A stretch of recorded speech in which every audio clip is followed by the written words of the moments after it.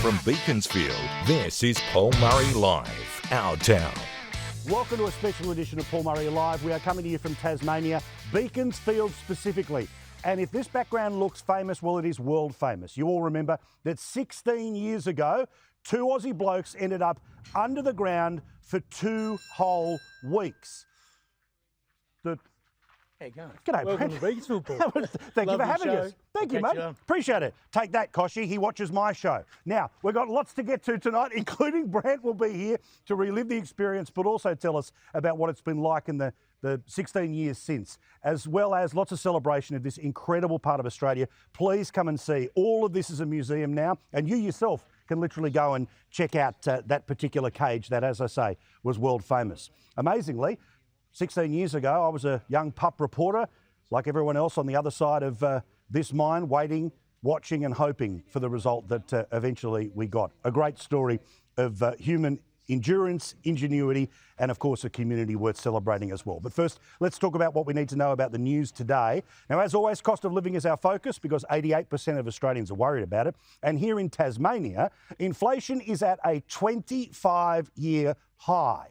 Everything has been costing more and all of it is hurting people, particularly older people, because older people are being caught, if they don't own their own home, between increasing rents, a lack of availability, and there are people now starting to move into things like caravans as a permanent way of living.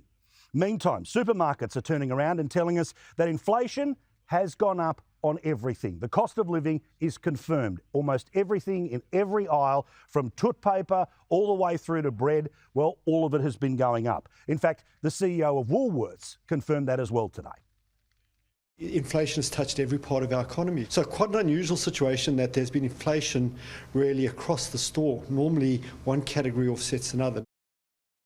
But what were they doing in Canberra? Well, today they announced yet another Royal Commission. This one, yet again, going after the former government, with particular focus in and around Scott Morrison, way back when as the Social Services Minister, because of the robo-debt system. Now, that was a disgraceful system, but don't forget, the High Court overturned it and compensation was paid.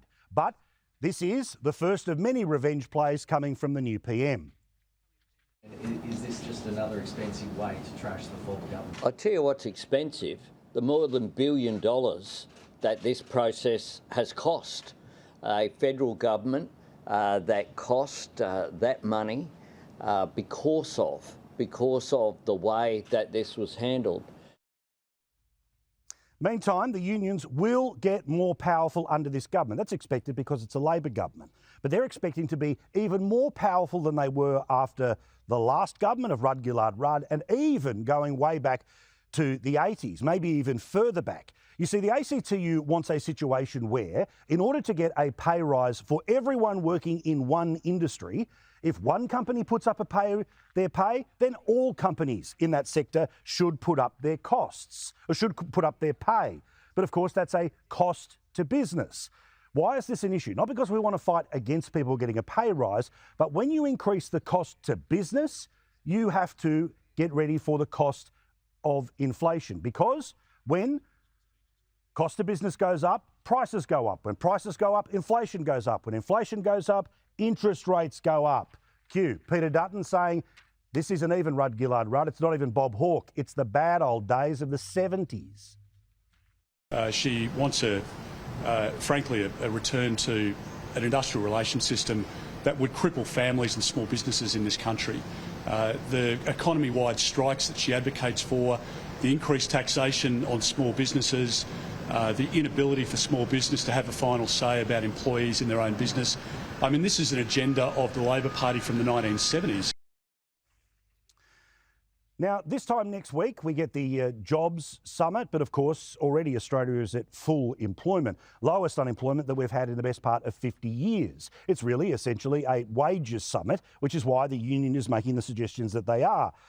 But I wonder if there will be any discussion about a story that came to us today, that some of the lowest wages in the country are experienced by people who are working in remote Indigenous communities. Or, of course, is that just an inconvenient truth about reality on the ground versus virtue signalling on Radio National? Meantime, again, Peter Dutton has spoken out about the witch hunt and the continuing witch hunts into the former Prime Minister. We all know the story about Scott Morrison. We all know how he was cleared by the Solicitor General. We all know that they're going to have a revenge inquiry because of course, Kevin Rudd, Bill Shorten, they both had to give evidence before royal commissions. And that's why Dutz knows this is not about fixing anything, it's about getting someone. I think when the Prime Minister refuses to include the premiers, including Premier Andrews, for example, in an inquiry to work out what happened during the COVID period and the reason for different decisions. And he says, no, we're not interested in looking at the Labor premiers. We only want to look at the former Liberal Prime Minister. I think the penny starts to drop for Australians that actually, for the Prime Minister now, he's overplaying his hand, and this has become more politicised, and it's morphing into a witch hunt. Now you know that Labor is also good at talking about, walking the talk and trying to do their best to get on top of bullying cultures. Well, you remember the report out of the New South Wales government a couple of weeks ago that showed there is some pretty bad behaviour happening, not just between MPs, but also staffers, parts of the public service and even parts of the press gallery. It resulted in MPs having to stand aside, and there's plenty of mud being thrown around at the moment about who may have to go into the future. But interestingly, and most importantly here, is the different attitudes of the political parties. The New South Wales government that you know I have no time for, this is their attitude when it comes to bullying. For those particular people that may be reading that report today, you know who you are. And my very strong advice to you is that you do not belong in the Parliament of New South Wales. But of course, the Labor Party has a very different culture than the Liberal Party or any other political party. In some ways, part of their strength is that you never rat on the Labor Party. It means you don't get people, changing the subject from whatever the main game wants to talk about. But when it comes to empowering the most powerless in their system, a long-time Labor MP, a long-term Labor member and former Mayor, Steve Christou, who we respect very much on this program, is willing to say there is a problem with the way Labor deals with complaints.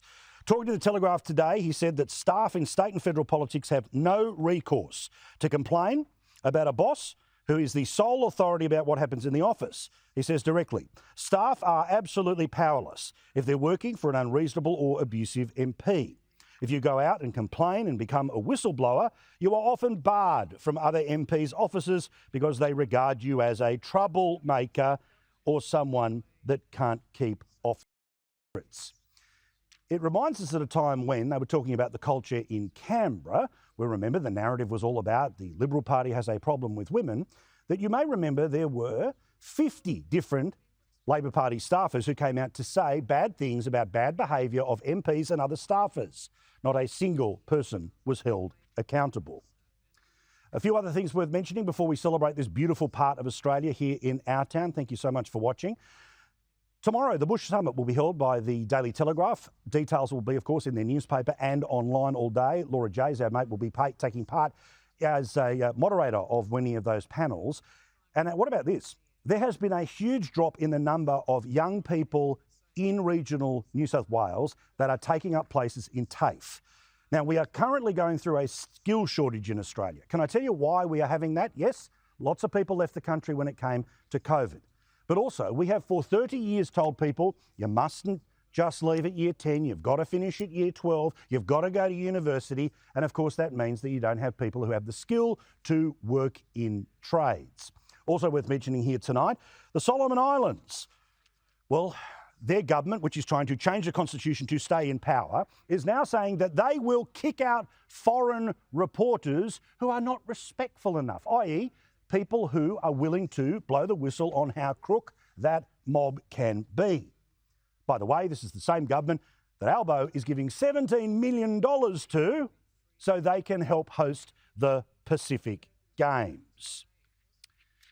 There is a nightclub in Sydney that apparently is quite popular with the LGBT community. And as you have heard tonight with Andrew Bolt, their rule is that staring is not on anymore. No more leering, no more looking across the room unless you have verbal consent, which I presume is difficult to get when you've never met the person you might be looking at. As for the United States, let's have a chat about the president who is so bad that he falls up the stairs, and another decision that is about trying to stay in power but will help break the economy of the United States. Now, last week, remember, they were announcing brand new pieces of legislation that were apparently about cutting inflation. It was going to save the budget $100 billion. Well, this week, they are now going to make a decision that will cost the budget $300 billion. It's Bidenomics at its best. Albo, no doubt, is paying attention. What they want to do is they want to forgive student debt. This is going to cost, I repeat, $300 billion. And even CNN says that's a bit much. This is a very, very expensive way to deal with a problem that ends up giving a lot of money to people who don't really need it. This is my issue with a lot of progressive policy approaches right now. This approach of just sort of like spending a lot of money and hoping some of it ends up in the right hands of the needy, but you end up making programs cost a lot more than they need to. And still in the States, despite the fact that they are doing that to the country, which will have horrible effects when it comes to inflation, the Democrats, well, they are starting to improve their electoral chances. We told you about that when it came to polls. Well, recently there have been special elections, one-off elections, basically by-elections, to decide whether they change from the Democrat or they change to a Republican. Well, there was a place in New York State that was expected to be an easy win for the Republicans. It ended up being one for the Democrats. And even our mate Jesse Waters thinks the red wave may actually peter out before November. I am concerned about it, so they should be concerned about it. Yeah, I'm a little concerned. I'm not going to lie about it. You need a okay. I am concerned. I mean, it's a big concern. All right? I'm not going to lie. So is this the best we have, this crop of candidates? I love that show. All right, now, let's celebrate beautiful Beaconsfield. As always, everyone's got Tasmania on their bucket list. Well, I can tell you what, the north is where it's at, and Beaconsfield is a beautiful place to come and have a look at. Yes, we'll talk about the mine. We'll, of course, have a chat to Brent in a couple of minutes' time. But there's so much more to this incredible part of Australia. You've got to come. It was one of the first states to slam the border shut, to become a fortress, a hermit state, to capitalise on its island status in a campaign to keep the virus out. But our aim is to ensure that we protect the health, well-being and safety of Tasmanians. But with COVID in the rearview mirror, with lockdown misery and draconian restrictions a bygone phenomena, Tasmania is crying out for your visit. And a former gold mining town in the state's north is no exception. Beaconsfield has a rich history spanning centuries. It's infamously known as the site of a horrible tragedy, the 2006 mine collapse that took the life of miner Larry Knight and captivated the world in a 14-day rescue mission to save his two mates, in an experience that changed the town and the men forever. I live each day as it comes now. I get out of bed, I walk outside, I look up and see the sun. I can thank my lucky stars that I'm still here. You know, unfortunately, Larry doesn't get that opportunity and his family don't get the opportunity to have him around either. The accident pulled Todd Russell into a journey that cost him his marriage and time with his family.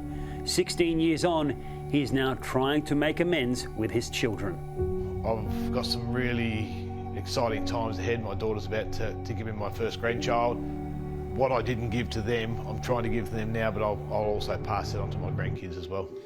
The local fire brigade chief's home is now decorated with memorabilia, including messages from celebrities who reached out to him, inspired by his story. Beaconsfield had a fascinating history long before the infamous mine collapse. But Beaconsfield's unusual. According to historian Nigel Birch, this area was the first place iron ore was discovered and exported in Australia at the turn of the 19th century. The real wealth came from a rich gold deposit found in Beaconsfield, worth over $5 billion today. You could just hit the rocks with a spade and then pick nuggets of gold out like blackberries off a bush. Just extraordinary. The Beaconsfield Mine and Heritage Centre, set inside the old buildings at the mine site, lets people immerse themselves in this history.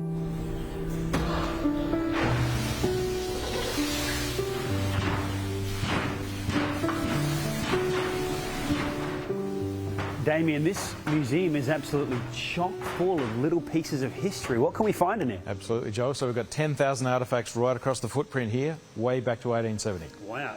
Let's have a look through. Okay. So, Joel, we're standing in 1905 circa buildings, and as you can see, they're being reclaimed by the mine itself. They're crumbling back in again. We're walking into the grub shaft here, and pump rods that used to pump the water out, now the mine's filled back up again. You can see the water in the bottom. You can also relive the 2006 mine rescue. 2006 put Beaconsfield on the map for probably all the wrong reasons, but visitor numbers doubled overnight. Town benefits from that. Centre's still going strong today. And you built this incredible little area here. Yeah, it's well, celebration is probably the wrong word, but it shows a lot of exhibits from those 2 weeks back in 2006 to Anzac Day, where Todd and Brant were rescued. The region looks set for a bright future, pioneering a new industry. Across the Tamar River, plans are being made to turn Tasmania's excess green energy into new fuels. That could mean hundreds of jobs and a boom for the 21st century. We're wanting to be not only just leading Australia in hydrogen production, but also leading the world. And we have 3 extremely large players that are all looking at establishing their plants here, which is Origin, Woodside and Fortescue. Others expect the gold mine will one day reopen again for the gold left behind over the centuries. It's waiting here for somebody to grab it. Thank you, Joel. Now, welcome inside this beautiful museum. Here to have a good chat about it is Brant Webb, of course, who, world famous right now and equally famous in parts of Beaconsfield as the local mayor here as well. Christina Holm-Dahl, lovely to see you. Thank you very much. Give him a round of applause. Thanks again, mate. Appreciate you being here. Let's deal with the mayor first here. This is an incredible part of Australia. It's obviously world famous for what happened a little while ago. But tell us about modern Beaconsfield, because I tell you what, my memories forever about your pie shop are enough to bring me back any time. Well, it's still here, Paul. So, look, I think Beaconsfield, since the mine disaster 16 years ago, I think the demographics are changing. There are a lot more people coming into the area, retirees. We've got a terrific school, so there are young families coming in as well. And of course, you know, the wine industry is just on our doorstep. And this museum, I think it's fair to say, is the economic driver for tourism in this part of Tasmania. So, you know, what happened 16 years ago just burnt into the psyche of almost every Australian, and they remember it. And when they come to Tasmania, they want to come here.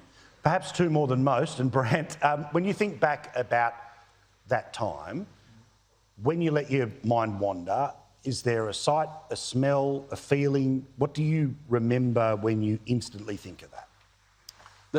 The mine collapse or coming out? Well, let's talk the collapse. The collapse, yeah, don't try and think about that too often, Paul. Yeah. I do like the bit to come out. Yeah. But it's that thing where, I mean, that period of time, and again, I don't want to trigger things for you, but you must have had no sense of time. No, we did have time. So how did you... Todd had a watch. Oh, right, so you were able to double-check those things. No, we knew when they all took off, when there was a seismic movement, and we thought they were never coming back. You know, they were the things, the ups and downs, the roller coaster we rode for 14 days. Doesn't sound a lot, 1.5 million minutes, you know. But when you 321 hours, it doesn't sound that long. But when you're living it, you know, under, you know, just a 100-ton of rock. Yeah. It's not real good, you know. I didn't have those long ears and fluffy tail. I wasn't sort of meant to be there. So it was one of those deals where the stress was just unbelievable. The emotional roller coaster, we'll be out in 24 hours and I can go on and on and on, but there was so many ups and downs. Did you have to do a lot of work, and how long did that work go for to get yourself to an emotional place where you're as together as you are today? I was pretty good after the accident because I had a lot of support around me, I had a lot of good friends and good family, you know, like that's what makes it all. I had a bit of a downfall down the track a bit further. I had a workplace incident and that brought it all back and it actually took me deeper than I ever thought I'd go. You know, like I did an article about, I thought it was dark in the mine, but, you know, outside it's a lot darker, you know. And mental illness, mental health was paramount now. But in the last 3 years, mate, I've been feeling pretty fantastic. I had a lot of good things happen, so it's You've got a grandkid on the way, don't you? I've got 2 now. How good's that? Yeah. I've got a 4-year-old like yourself. Yeah. Oh. Hi, Zadie, I love you. Hi, baby Rachel. That's what you've got to do, right? Yeah. But it's that thing. So tell us about, work and what you do now. What do you do now for a living? We've got a property maintenance business. Yep. And it's all started by giving back. So it started by giving back to the people that gave back to us. So the community was so good for us and good for my family. I never seen, but after we got out, they were still there. So it's one of those things you can never repay the kindness and generosity of people. And you stayed. You still live here, right? I didn't have any money to move, Paul. Well, we'll talk to Channel 9. They've got to eventually hand the cheque on, don't they? But it's that thing where how have you seen this joint change as a bloke who loves this place over those? Yeah, I think what they did with the museum was fantastic. To celebrate, everyone's involvement in the community is one thing, and we've got so many new establishments now around the place, haven't we? We've got everything. It's really gone off, which is great. But it's that thing where, Beauty Point was always amazing, but even better places to stay there than years ago. Plenty more in the main drag restaurants. There's a real feel about, because tourism is such, obviously, the lifeblood of, one of the great lifebloods of Tasmania, that this becomes just as important a destination as anywhere else. The natural beauty around here, phenomenal. So as a council, how do you maintain, obviously, taking care of the locals, which is a smaller population than other parts of the state, but also making sure that you've got something that the world can come and see? Look, I think, Paul, most importantly is we try and keep it as real as possible. We don't pretend that the Tamar Valley is something that it isn't, but it's a pretty special place. The Tamar River is the longest estuarine river in Australia, 64 kilometres, and it's a magnificent asset, the natural environment. And I think most Tasmanians actually don't want to see the Tamar Valley become a really schmick tourist destination. They want it to be natural. They want people to come and meet genuine people like Brant. It's not about trying to turn it into something that it isn't. It's the way we are and we like it. And I think people that come here like it as well. One last question about 16 years ago. Are you sick of talking about it? Do people still ask you about it? Indeed. Yeah. Yeah. And I don't mind. Have you got the story down to a solid, 3 minutes? You've got the 3 minute version? Yeah, I've got my elevator pitch, yes. It was a dark and stormy night. It actually was. And then about the future of this mine, do you think that it has a future? I know it's had its ups and downs and ins and outs, but even the stuff you threw away years ago, they're now finding new ways to turn over. They are, yeah. Well, the mill's still operating, which is good, but we never hit the J. The J goes like this and all the gold's there. We never hit it. So it's still there. Yeah. And somebody else can do it. Yeah. You'll be... I'll be watching. Yeah, you'll be cheering on. Give them a round of applause. Thank you so much, guys. Do appreciate it. Thank you very much. Plenty more from Beaconsfield in a moment here, including Let's Talk Chocolate.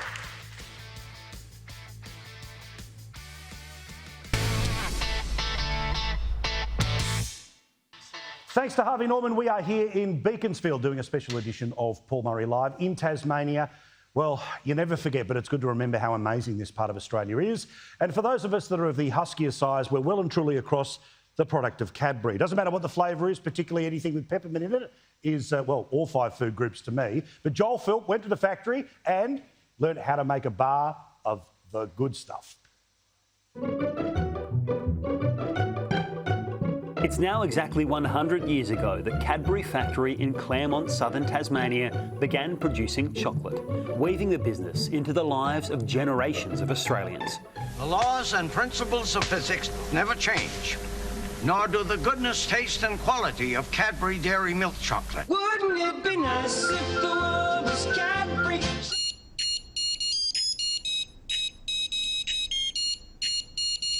Manufacturing manager Jamie Salter's family has over 210 years of collective service to the factory.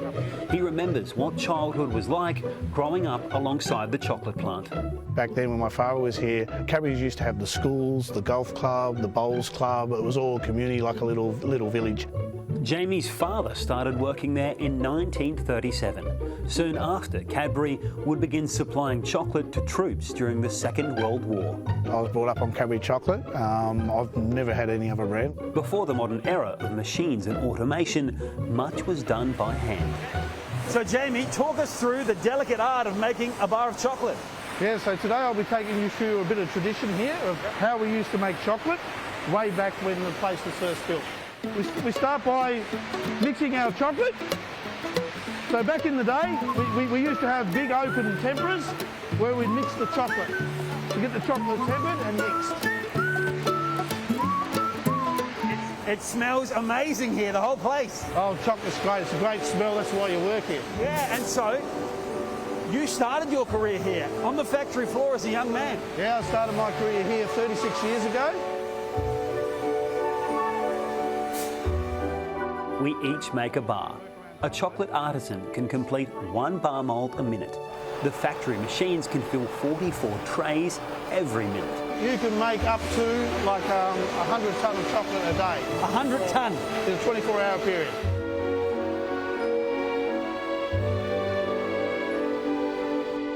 Cadbury's milk is sourced from local Tassie cows. 100 million litres a year we source from 52 local farmers. To commemorate its 100-year milestone, Cadbury made a limited edition label for its traditional dairy milk recipe. Well, our chocolate has cooled down. These are the bars we made. Let's have a look. What do you think? Yep. On my side, I see I've got a lot less almonds than yours. Does that mean you're a better chocolatier?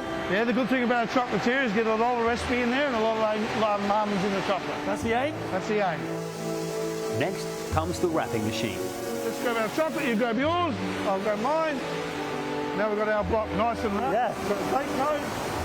All for you to take with you.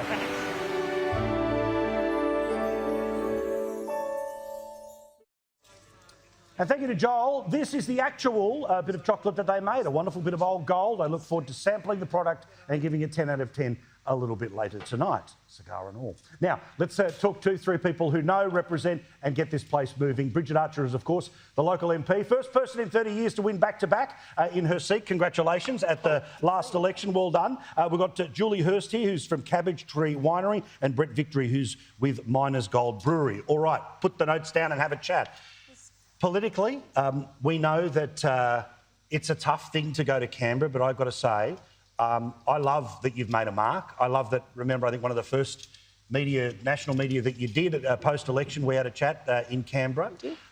What have you learned after the experience, and now how important was that experience to get you another 3 years? Look, I think it's really important, and I think the important part too is to remember, and I think I said to you all those years ago now, that the real work happens here. You know, going to Canberra is a necessary part of that, but if you're not on the ground here, listening to what's happening, talking to people about the things that matter to them, you can't do your job when you go to Canberra. And I think that's still important. I think that's a truism, and you know, I love being here representing the people of Bass and the people of Beaconsfield, and you know, taking their ideas to Canberra. And also, you know, helping small business and medium business in the past couple of years. I mean, the connection to government's been so damn important, but did you feel a sense of pride that there were responses, that there was help, that businesses that otherwise might have disappeared, say something like JobKeeper, meant that we can have the conversations we're having here tonight? Yeah, absolutely, and I think it's been so important, and even today I hear of businesses. I mean, it's been amazing to hear of businesses that have opened during COVID as well, and I think Tasmania has really lent itself to that. People that have taken a little bit of a risk and done something different, and they're reaping the rewards of that. And, you know, we have here in these people, we know great local businesses, you know, in the Tamar Valley. Both products will go very well with that wine later, with that chocolate later. I don't want anyone to think that we've done this whole show just so I can have a great time later tonight, but we're here to make sure that we celebrate everything that's great about the community. Julie, tell us about how long have you been in the industry now, and what is so unique about doing it here? Well, my husband and I are very new to the industry, so we're actually from different backgrounds, resource sector.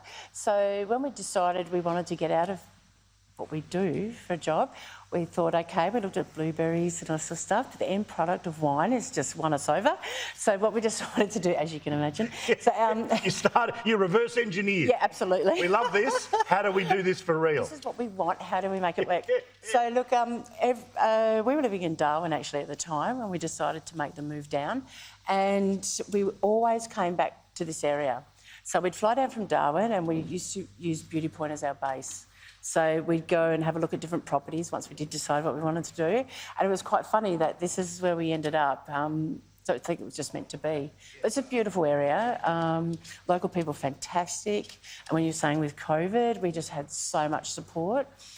We didn't open our cellar door until March 2019. So it was a bit like, 12 months down the track and we're closed. But when we did open up again, the support was just fantastic for local people. It was really amazing. Yeah. Brett, locals, do they love to shop local too? Do they like to support the product? Absolutely. A lot of people, my friends said to me, why would you open a brewery in Beaconsfield? And let me tell you, the local support has been phenomenal. I was doing home brewing before my wife and I started the brewery, and part of the attraction was to buy this old house next door, plus the location being next door to the museum, so we've got a captive audience, we've just got to do the right product. So I got to build the brewery, my wife got to restore the old house, so it was a win-win for both of us. Wow. And like Julie, we opened in July 2019, and a lot of debt, and if it wasn't for JobKeeper, I don't know if I'd still be sitting here today. That's it. Well, really. So for both of you, I mean, the booze industry or wine and the way into it all, obviously there's a lot of competitors. Yeah, Brett, how do you make yourself stand out? Obviously there's the locals that'll back you in, but how do you start to spread it out from Beaconsfield to the rest of the state and the rest of the country? That's a good question. We're pretty fortunate here that the connectivity across the state between all businesses is phenomenal. I've been to a lot of conferences on the mainland, and when you talk about connectivity in Tasmania, I've even had the Premier in my office. It's just phenomenal. I don't believe it happens anywhere else in the other state like Tasmania. It's all business to business. Because that's that thing, Julie. How important is it that you in someone like Brigitte, in someone like your other local MPs, premiers, whatever, that the personal touch is what you come to expect? Absolutely. And when we opened, we had Christine come to visit us. Excellent. The mayor cuts the ribbon. Yes, Excellent. absolutely. And she did come and buy some lovely Chardonnay, just a little plug there. But Get in there, don't worry. All of these people's websites will be up on our Facebook page later to support their business. And I would also back Julie there too, that the West Hammer Council were fantastic in supporting our business to get it up. It was a massive... It took us 2 years before we put a spade in the ground. But yeah, the results are now... So it's that thing, Bridge, that personal touch. Obviously, as somebody who's very community focused, at times that might feel like 100 people's problems you've got to fix in one day. But what's the sense of satisfaction that it is person-to-person contact, that it's not about government, it's about you being able to help and assist? And I think it never does feel like 100 people's problems in one day for that reason. Like, it's that connectivity. We're so lucky here in Tasmania, and I can't speak to anywhere else, but in northern Tasmania, the connectedness of the community, the networks that exist, and people do look out for each other, but they also look to how can they support each other. There's not the level of competition between the businesses. They're looking to see how can we all succeed together. And I think it's been, particularly in, say, the wine sector, beer, spirits, we have a whole ecosystem here in northern Tasmania, a whole wine route and distilleries coming, and it adds to an itinerary. You can come and you can immerse yourself in it rather than, the competition between people. And that becomes the Tasmanian brand. So I think it strengthens each other. They're not seeing each other as competition. So we're all in it together, I think. Now, we always talk on the show that there's a Paul Murray live bump, right? When we turn up, we want people to go and book hotels. We want people to go and stay at Beauty Point, come along. Well, I want to see big support from our audience for these two businesses. So, what's your website? How do people get in touch? And how does my mum order as much as possible by the end of tonight's show? Okay, wonderful. Just give me your credit card details. We'll be fine. No, so we're Cabbage Tree Hill Wines. And if you go onto Cabbage Tree Hill Wines, then it will come up with... Excellent. And all the details. And Brett, how do we get you? Miners Gold Brewery.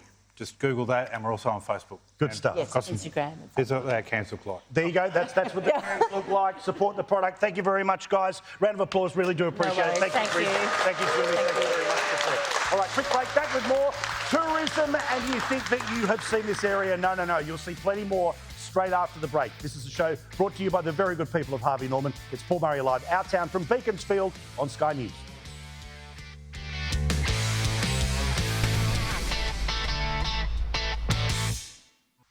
Thanks to Harvey Norman, we get the chance to do these shows, and I want to say very publicly what I always try to say privately, which is the team that bring this show to you each and every time behind the scenes, they make the most beautiful places look even more magical. And we are right now, of course, in the Beaconsfield Mine Museum. It is the Mine and Heritage Centre. Please come and have a look at this place. It is just as gorgeous in person, and where we did the start of our show, you're able to go and visit here as well. Also, go and have a look for Discover Tasmania and go and search for Beaconsfield there for all the more information, and there's lots of beautiful places to stay. And before we meet a local media legend, I want to talk about something really special that they do. There is a lot of issues, as always, but the issue about trying to help people that are young get the best start off in life is something that is always our focus on this show, always supported by Harvey Norman, and is the focus of our next story.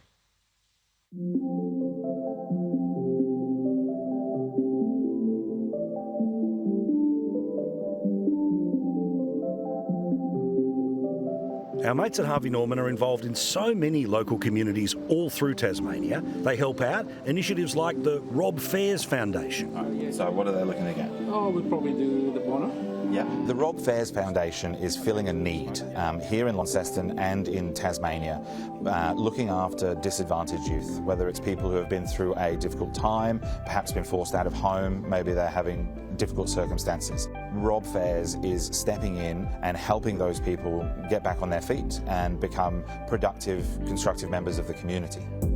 Hey buddy, really good to see you, really good to see you. Come on in. You see his passion and his commitment. He has stepped up and filled that void and become a voice for the voiceless and a mentor to those who are lost. And the Launceston community is better because of Rob Faze.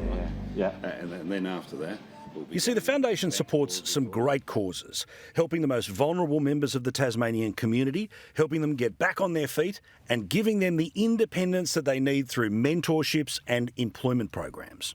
I must say the response has been great, and we work in a number of ways with the employment partners and youth justice to ensure that our youngsters get the best chance possible. Myself and some of the other local proprietors have signed up to be part of the Fair Go Network, which is Rob Fair's organisation to bring local business people together to offer help and support to young people that may need it. For example, we could offer advice on how best to get through a job interview, the right questions to ask, what to wear, to show up early.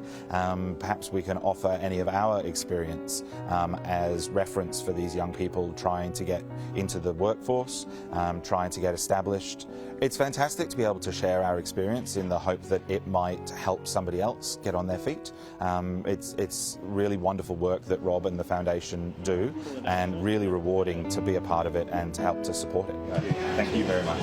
Harvey Norman have been a fabulous supporter of mine for many, many years. They play such an integral part of the community. The local proprietors here are absolutely fantastic. Harvey Norman is always looking for ways that local can support local, and there's no better advocate for the local community here in Launceston than Rob Faze. Rob Faze is a legend in these parts. He's been on radio and telly for more than 30 years. You can hear his show on LAFM and 7SD between 2 and 6 each and every day. And I'm pleased to say he joins us now. Thank you so much, mate. Congratulations. Thank you. On the foundation and such an incredible career. Before we quickly talk about the foundation and what got you motivated, you are obviously so passionate about this part of Australia. What's it like to be able to talk to it for such a long period of time? It's amazing. It's the best place. I was born and bred in South Australia, moved here in '89. I was only coming for 2 years. Swore I'd never get married, never loaned to a Tasmanian. I'm married to a Tasmanian. Hello, Joe. And I'm still here. It's God's country. It's an amazing place, and the the Tasmanian people, from the moment I moved here, were nothing but warm and welcoming. And that's not always the case, you know, when you go to other places. But it's such a special place, you know, and that community feel and that community vibe. And yeah, I'm Tasmanian now, obviously, but I've got South Australian blood, but I class myself as Tasmanian, I think. So you don't have to test it with state of origin, you're fine. You're all the way through. Now, help me out. With the foundation, yes. In the past couple of years you decided to start it. Was there a moment, a case, a person? What motivated you? Yeah, great question. I was involved with another charity in the disadvantaged youth sector for 15 years, and sadly they made a decision to leave Tasmania, and all I could think about were the kids. And over my time in that 15 years, I was always asked quite often about, you know, why don't you go and do something yourself? But it just didn't feel right. But then when that happened, something just switched, and we decided, Dan Ryan, who is the chairman of the board, you know, we had a chat and he said, mate, you should do it. You should do it. Do your own. And my wife was very supportive of that. She said, do it, you know, because it was, I have to make, when I got told the news, it shattered me that they were pulling out, you know. So what sort of help can you offer? How do you intervene? Well, we do it in a number of ways.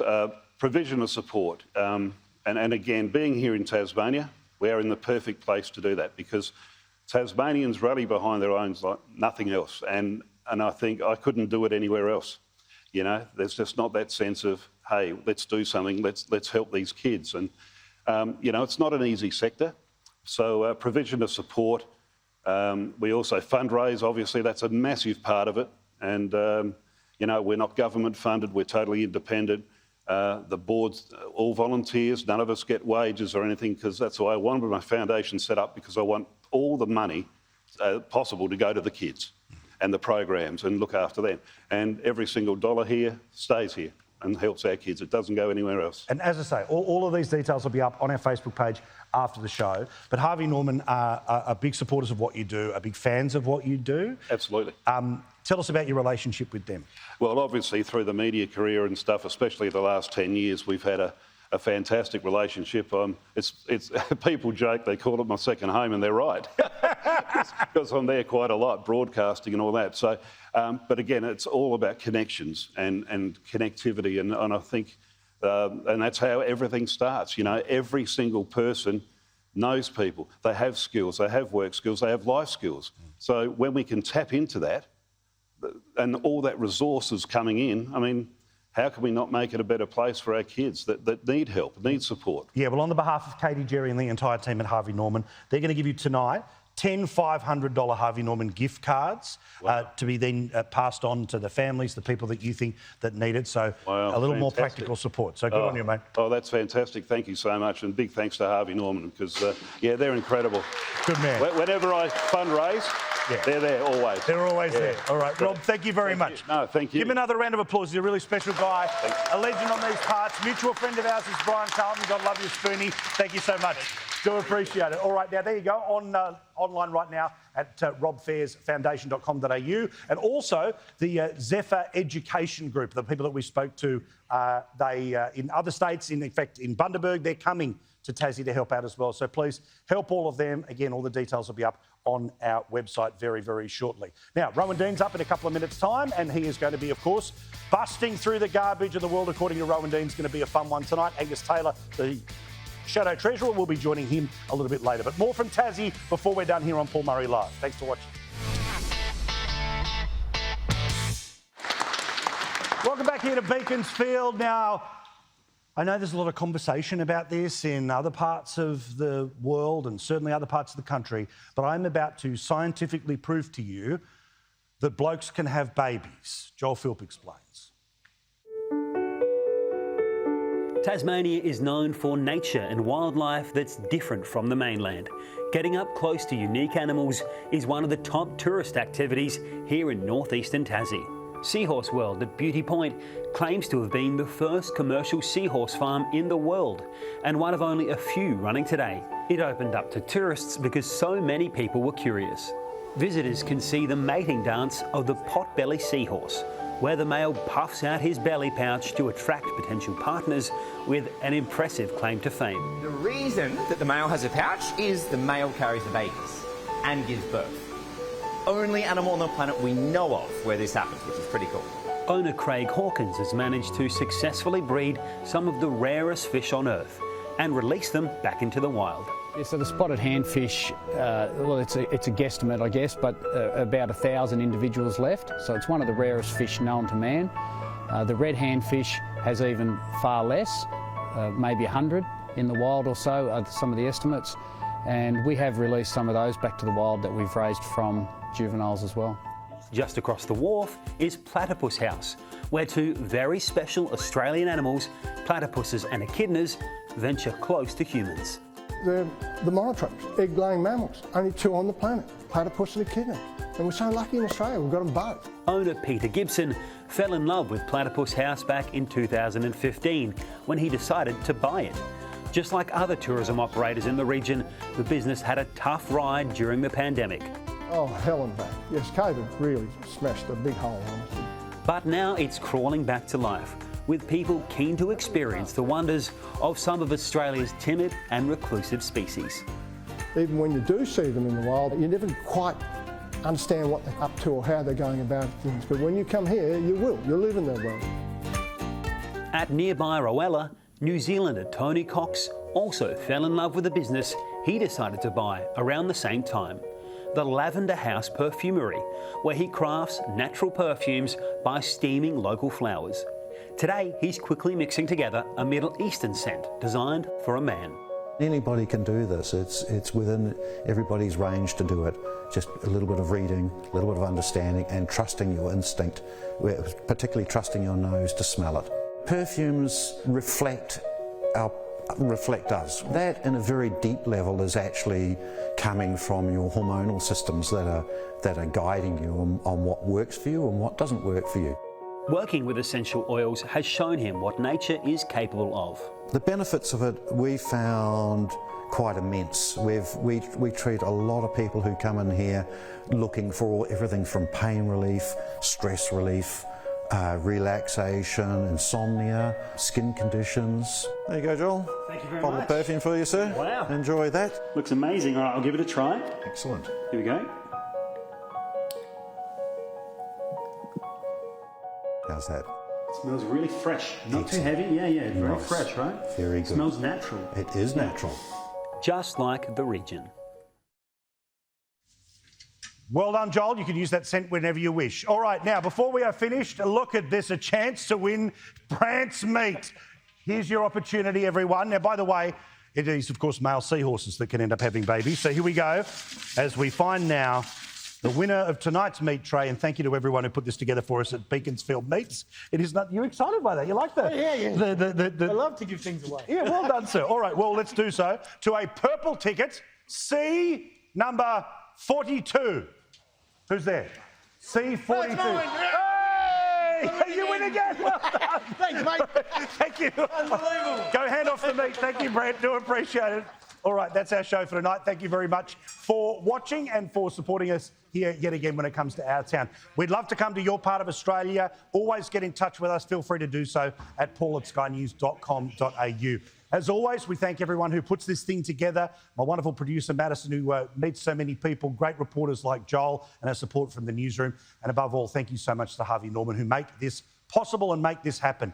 This is a magnificent part of Australia. I know every time we do this, every month we say that, but I've got to say, if you haven't been to Tassie in a couple of years, it is time to come back. It is time to come back right now. It is time to think about the school holidays and make sure you come down here to Beaconsfield specifically and go and stay at places like Beauty Point. This is a magnificent part of Australia. Thank you very much for being here, everyone, tonight, and we'll see you again next week for another edition of Paul Murray Live. Rowan Dean and The World According To is on telly right now. See you next week.